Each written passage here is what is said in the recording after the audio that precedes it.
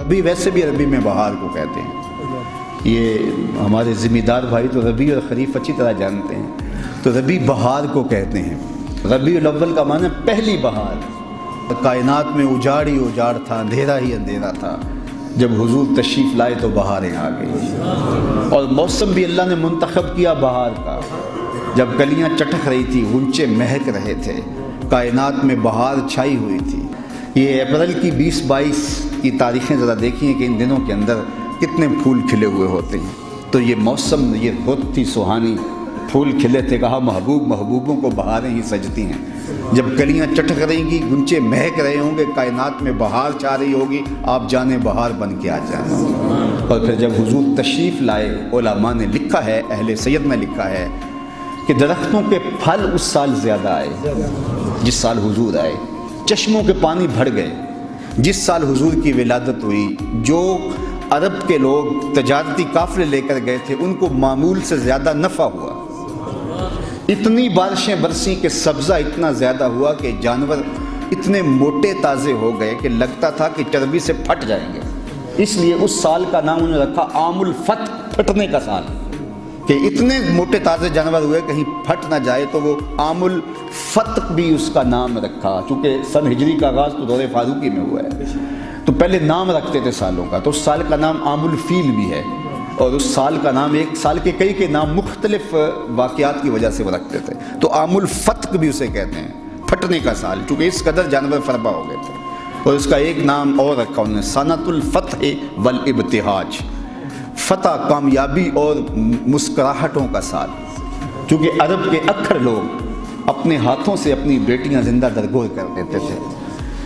اللہ تعالیٰ نے اپنے محبوب کی ولادت کے سال کسی گھر میں بیٹی پیدا نہیں کی، بیٹے ہی تقسیم کیے. کہ حضور رحمت بن کے جا رہے ہیں تو کوئی باپ اپنی بیٹی کو زندہ درگور نہ کرے. ناگہاں ساکن ہواؤں پر روانی آ گئی، اور چمن کے پتے پتے پر جوانی آ گئی. آج زانوئے ازل نے صبح پہ انگڑائی لی، اور مسکرا کر ایک کرن نے ہاتھ میں شہنائی لی. مخزن اسرار قدرت کے امی پیدا ہوئے، غل ہوا دنیا میں ختم المرسلی پیدا ہوئے. محمد مصطفیٰ آئے، بہاروں پر بہار آئی. زمین کو چومنے جنت کی خوشبو بار بار آئی. خرام ناز پایا آفتابوں نے، ستاروں نے، چٹک گنچوں نے پائی داغ پائے لالا زار. تو عجیب رنگ تھا، عجیب آہنگ تھا، عجیب جمال تھا. کیفیات کا کیسا جو ہے وہ نور پھیلا ہوا تھا کہ ہر سمت روشنی ہی روشنی اور اجالے ہی اجالے ہو گئے. سیدہ آمنہ سلام اللہ علیہا فرماتی ہیں، جب حضور کی ولادت کے لمحے قریب آئے تو آسمان کے ستارے میرے گھر کے اتنے قریب آ گئے کہ مجھے لگتا تھا میرے ویڑے میں گر پڑیں گے. اللہ اکبر. اور فرماتی ہیں، خرج منی نور ادا لہو قصور الشام، میرے بدن سے پھر ایک نور نکلا، اتنی روشنی پھیلی کہ یہاں مکے میں بیٹھ کے میں نے بصرے اور شام کے محلات دیکھ لیے.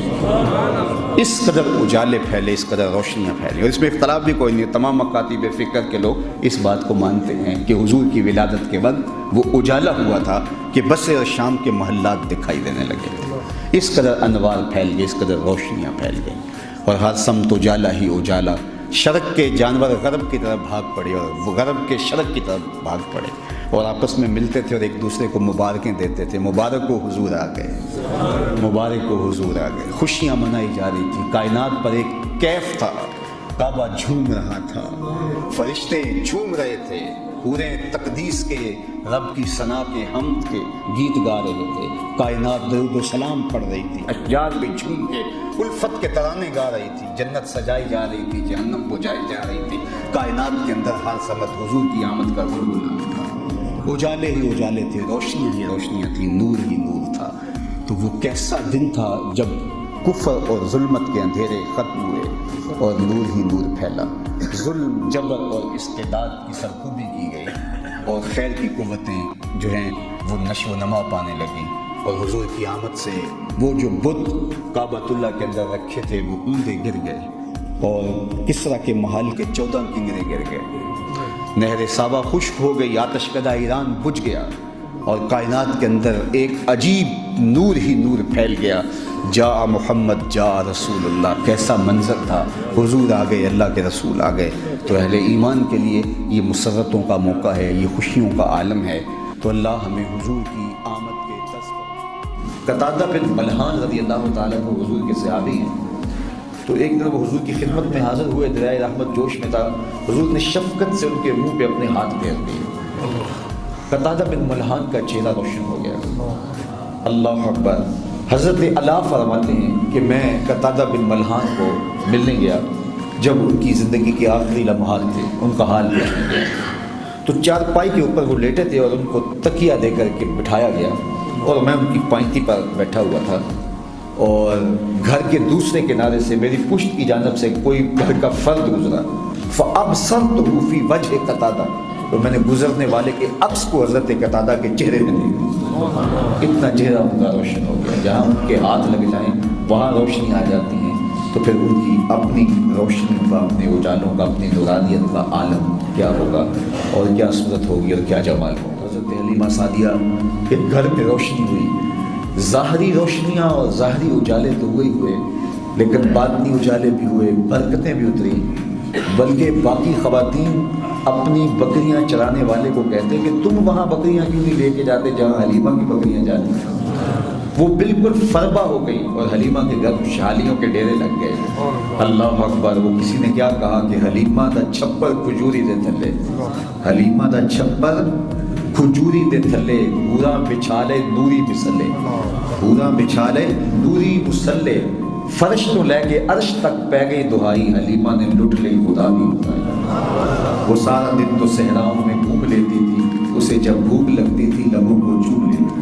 حضور کا جمال جہاں آرا، حضور کی برکتیں جہاں جہاں سے گزرتے گئے دور پھیلتا گیا، خوشحالیاں آتی گئیں، تو بنو سعد کے اس علاقے میں روشنیاں اور خوشحالیوں کے ڈیرے اور پہرے ہوئے اور انوار کی برکھا برستی رہی، اور ان کے جانے سے برکات اور رحمات کا نزول ہوا۔ تو وہ بچے بچپن میں، لڑکپن میں، جوانی میں، بانپن میں، ہر لمحے میں نور بانٹتے رہے، اجالے پھیلاتے رہے، روشنیاں دیتے رہے، جہاں جہاں سے گزرتے گئے نور ہی نور پھیلتا گیا، اجالے ہی اجالے